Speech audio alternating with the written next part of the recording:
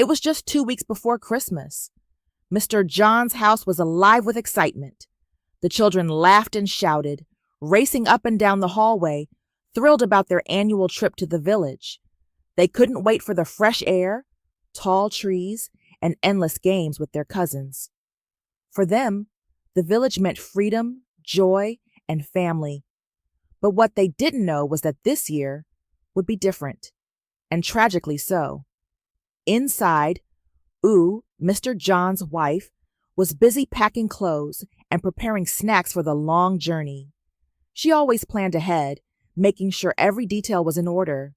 But one thing always lingered in her heart: worry, not about the road or the weather, but about her husband's stubborn refusal to pray. "John, please," she pleaded gently, folding a shirt into a bag. "Let's take just 2 minutes to pray before we travel." John waved her off with a chuckle. "Ooh, stop disturbing me. God already knows we're traveling. He doesn't need a reminder." Her heart sank a little more. Every year she prayed alone, wishing he would just join her, just once. The children, too, had begun mimicking their father.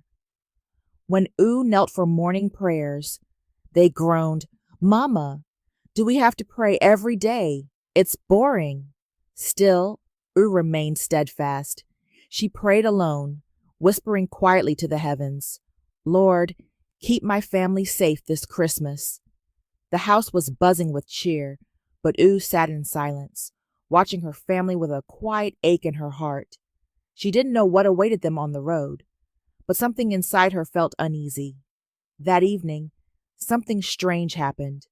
Mr. John was driving home from work, thinking about the upcoming trip, when he noticed an old woman waving by the roadside.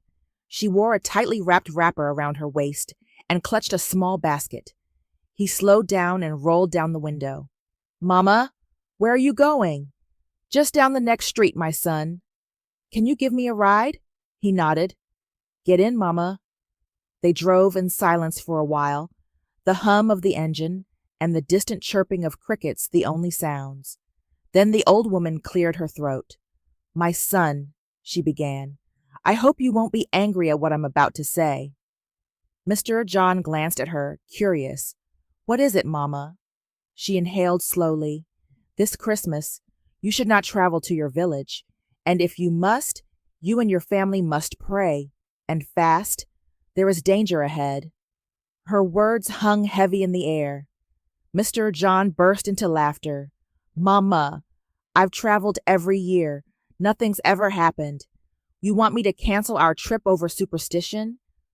The old woman's face turned stern. "I've said what I came to say. The rest is in your hands." When they reached her stop, she stepped out slowly and turned to him one last time. "Remember my words. Pray and fast if you must go." John shook his head as he drove off, convinced she was just an old woman playing prophet. Behind him, the old woman remained standing, her face unreadable. The warning had been given. What came next was no longer in her hands. 2 days before Christmas, Mr. John's house was bursting with energy. Bags were packed and lined up by the door, stuffed with clothes, toys, gifts, and homemade snacks. The kids were bubbling with excitement, dancing around and talking nonstop about the fun they would have in the village. As always, remained the calm center of the storm. Before they left, she gathered the family in the living room. "Let's pray before we go," she said softly. Mr. John frowned. What is it with you and prayers? We're not going to the moon. It's just a trip to the village. Let me go warm the car." He waved her off and left. Knelt on the floor with the children and whispered her usual prayer. "Lord, protect us. Cover my family with your grace." Outside, Mr. John got into the car and turned the key. Silence. He tried again. The engine coughed weakly. Then nothing. "What nonsense is this now?" he muttered. He popped the hood and stared at the engine, wiggling a few wires and trying again. Still dead. Frustrated, he stomped back inside. The car won't start. No idea what's wrong. Yu looked up, calm as ever. Maybe God doesn't want us to go, she said gently. Mr. John snapped. Oh, come on, Ooh. Not everything is about God. The car is just faulty. I'll call the mechanic. The mechanic arrived quickly and began inspecting the vehicle. After a few minutes, he straightened up and shook his head. Oga, the engine done knock. This car's not going anywhere today. What? I drove it just yesterday, John exclaimed. Sometimes it just happens, sir, the mechanic shrugged. Ooh gave a faint, knowing smile. God knows why, she said quietly. John rolled his eyes. Right. God knows why the engine failed. So what now? Are we canceling Christmas? Ooh didn't answer. She just watched him pace the room like a restless lion. Finally, Mr. John clapped his hands. We'll go to the park and take a commercial bus. It's not ideal, but we're not staying here. Ooh hesitated. Maybe we shouldn't go at all.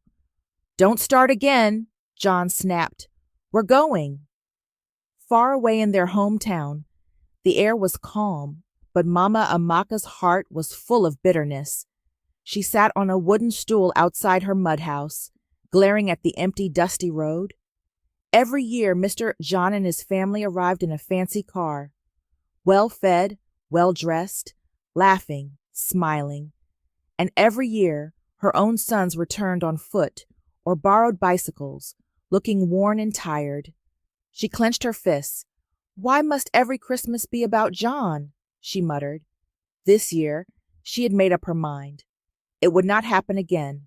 She called for her closest friend, Mama E. Sister, she said, her voice low and shaking with anger, I can't take it anymore. This year, that boy and his family will not come here to show off. Mama E's eyes gleamed. Then do something about it. That very night, the two women went deep into the forest, to the place no good soul dared visit, the witch's hut. The trees along the path leaned low, as if listening to their footsteps. When they reached the clearing, a chill ran down their spines. The lead witch, an ancient woman with skin like dried leaves, stepped out of the shadows. Why have you come? She rasped. Mama Amaka dropped to her knees. I want my stepson John to perish before he reaches the village. His success has brought shame to my children. The witch's eyes lit up like fire. Is that all? She grinned. Consider it done. They gathered around a bubbling black pot. One threw in a piece of cloth, part of John's shirt from his last visit. Another tossed in ashes and whispered incantations. The witch lifted her hand. They will not arrive alive. A deadly accident awaits them. Mama Amaka's heart raced with dark joy. She paid them in coins and left the forest, already picturing a funeral instead of a reunion. The city was alive and busy. The family reached the motor park early. Buses honked. Vendors called out selling bread, sachet water, and roasted corn. Mr. John led the way, holding the tickets. The kids clung to their bags, wide-eyed with excitement. They boarded a bus, not luxurious like their car, but enough to get them there. Just as the driver prepared to leave, Ooh stood up. Please, she said softly, let's pray before we begin this journey. Some passengers nodded. Others looked away. Mr. John sank into his seat, his face red with embarrassment. Ooh, sit down, he whispered harshly. You're embarrassing us. This is public transport, not church. But Ooh ignored him. She closed her eyes. Lord, cover this bus. Protect every soul inside. Amen, a few passengers mumbled. Others rolled their eyes. The bus rumbled to life. The city faded behind them. For a while, the journey was smooth. The children laughed. Mr. John dozed off by the window, but the peace would not last. The bus swayed gently as it sped along the highway, its passengers lost in their own worlds. For a while, the only sounds were the gentle hum of the engine and the chatter of excited children. But then, something shifted. The driver's voice cut through the calm, sending a chill down everyone's spine. The brakes! The brakes aren't working! he shouted, his voice filled with panic. The bus swerved violently. Passengers screamed, grabbing onto anything they could. The vehicle careened from one side of the road to the other, out of control. Oo pulled her children close, her lips moving in silent prayer. She didn't scream. Her voice was a quiet, steady murmur. Lord, save us. Ahead, a tanker truck loomed large, blocking the entire road. The driver fought desperately to steer, but it was hopeless. The bus was speeding straight toward the massive truck. The sound of screeching tires filled the air, mixed with the frantic screams of terrified passengers. Time slowed for Oo. In those moments, she felt like she was in a dream. Silent, steady, as though a shield of protection surrounded her family. Her voice rose above the chaos. Lord, save us! And then, the deafening crash. Metal twisted, glass shattered, the world went silent. Far away in the village, the wind carried the whispers of disaster. News of the crash reached Mr. John's village before the sun even set. People gathered in hushed groups, shaking their heads in disbelief. Did you hear? John and his family were in a terrible accident. Mama Amaka heard it too. When she heard the news, her heart leapt with wicked joy. She collapsed to the ground, her hands clutching her chest, crying out loudly, "Oh, my son, my stepchildren, what have we done to deserve this?" But deep inside, her heart danced with the thought of victory. She had plotted this. She had made sure that John's success would be wiped away. At the crash site, emergency responders arrived. They found the wreckage of the bus, the vehicle crumpled like paper. People lay scattered, some moaning, others still. But Oo and her children were miraculously untouched. Not a scratch, not a bruise. It was as if some invisible force had shielded them from harm. But Mr. John was not as fortunate. He had been sitting in the front seat, and the impact crushed his legs. He was alive, but severely injured. The paramedics rushed him to the hospital. Oo followed closely, her heart heavy, but filled with gratitude that her children were safe. At the hospital, Oo knelt beside her husband's bed, her children surrounding her.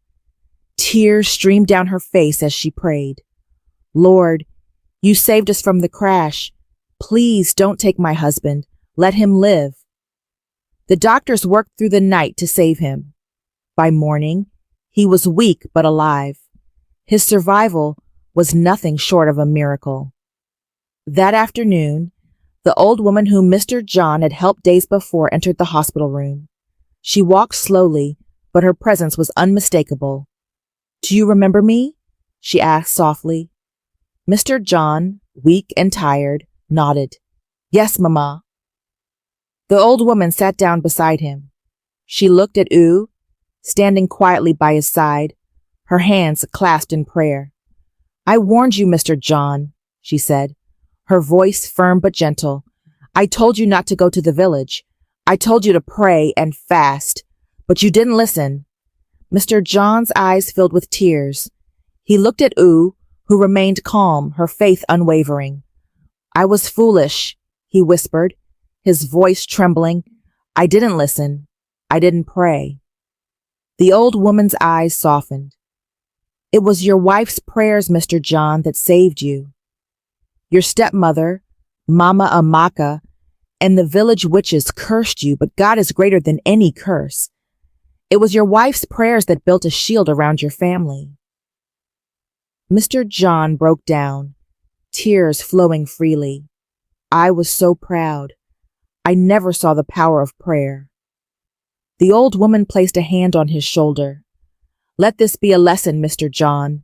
Never underestimate the power of prayer.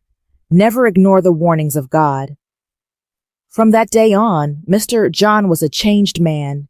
He was no longer the stubborn, prideful man who had dismissed his wife's prayers. Every morning, he was the first to call his family together for prayer, kneeling beside Oo and thanking God for his mercy. On Sundays, he was the first to arrive at church, his voice loud and clear during worship. He had learned the hard way, but his faith was now stronger than ever. As for the village, Mr. John never returned for Christmas. The memory of the accident and the revelation of his stepmother's betrayal kept him away. It wasn't until years later, after Mama Amaka passed away, that he finally visited the village again. This time, with a humble heart and a spirit full of gratitude. The story of Mr. John's miraculous survival spread far and wide. It became a powerful lesson for everyone who heard it, a reminder that prayer is the strongest weapon against unseen dangers. It also served as a warning. Not everyone rejoices in your success. Never underestimate the power of prayer. The hours after the accident were a blur.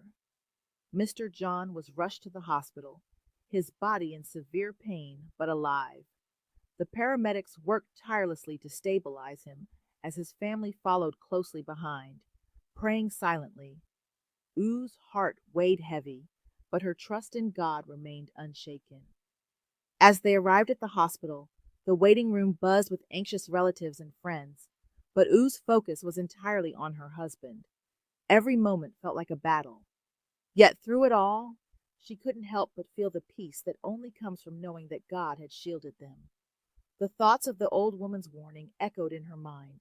If they hadn't prayed, if they hadn't called on God, she knew they wouldn't be here. The days following Mr. John's surgery were long and difficult. His legs had been crushed in the accident, and it seemed uncertain if he would ever walk again. But something had changed in him.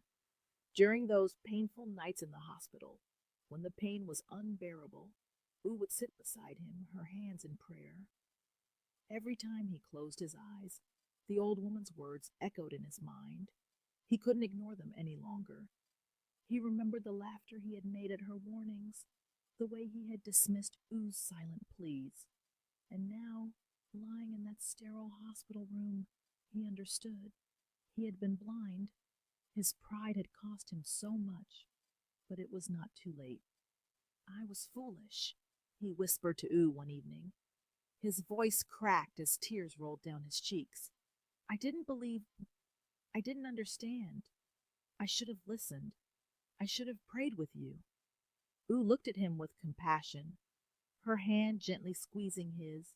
You were lost, John, but now you've found the truth. You found the way. We're here, and God has saved you. Days later, the old woman returned. She entered the hospital room slowly, her eyes filled with wisdom and knowing. Mr. John saw her and immediately recognized her, but this time there was no laughter. There was only deep respect and humility in his heart. You came back, Mama, he said, his voice filled with awe. The old woman nodded slowly, her gaze steady. I told you that your journey would not be easy. You did not listen, but I see now that you have learned. She turned to Oo and smiled, her eyes filled with warmth. It was your prayers that saved him. God listens to the faithful. He sees all, even when we cannot see him. Your prayers, Oo, are what shielded your family. Without them, you would not be here today. Mr. John, his heart filled with gratitude, leaned forward, his voice choked with emotion. I will never forget this, Mama. I will never take God's protection for granted again. Thank you. Thank you for saving us. Weeks passed. Mr. John slowly recovered, though the physical scars of the accident remained. But something far deeper had changed. He no longer carried the pride he once had. He wasn't the same man who had refused to pray or acknowledge the importance of faith. His heart had softened. His relationship with Oo had deepened, and his love for his children grew stronger than ever before. It was time for him to return to the village. He had not been back since the accident. The thought of Mama Amaka's betrayal still lingered in his mind, and he was unsure how he would face the village after all that had happened. But one thing was certain. He had learned a powerful lesson, one he would carry with him for the rest of his life. I'm ready to go, Mr. John said one evening, after a long talk with Oo. Ewe smiled softly. Then let's go. You're a changed man, John, and I'm proud of you. When they finally arrived at the village, it was quiet. The once joyful atmosphere seemed different now. The people who had once looked at Mr. John and his family with admiration and envy no longer saw them as the family with wealth and privilege. Instead, they saw a man who had lost everything and found the most important thing of all, faith. As they walked through the village, whispers spread quickly. Did you hear? Mr. John is back, and he's changed. When they reached Mama Amaka's house, there was no grand reception, no prideful stance. Instead, Mr. John walked up to the doorstep and knocked softly. Mama Amaka opened the door. Her face, usually twisted with bitterness, was unreadable. When she saw Mr. John, her eyes flashed with surprise, but she did not speak. I'm here to talk, Mr. John said softly. I know what you did, what you planned, but I forgive you, Mama Amaka. Mama Amaka said nothing at first. Then, after a long silence, she spoke. I never wanted to hurt you. I was jealous. You always seemed to have everything, and I couldn't stand it. Mr. John nodded, his heart heavy with understanding. We all have our struggles, Mama Amaka, but jealousy and bitterness never lead to peace. I've learned that the hard way. As the years passed, the story of Mr. John's journey and his miraculous survival became a legend. It was shared among families, passed down to children, as a reminder that prayer is the most powerful weapon we have in times of trouble, and forgiveness is the key to healing. Mr. John never returned to the village for Christmas again. The memory of the accident and the betrayal by his stepmother stayed with him. But he lived a humble, faithful life, teaching his children the value of prayer, gratitude, and faith. And as for Mama Amaka, she eventually realized the truth. She lived the rest of her days with a humbled heart, knowing that her jealousy and bitterness had almost cost her everything. But in the end, it was forgiveness and the power of prayer that healed her soul. If you enjoyed this story, please like, comment, and share what you learned from Mr. John's journey. Don't forget to subscribe for more powerful, life-changing stories like this one.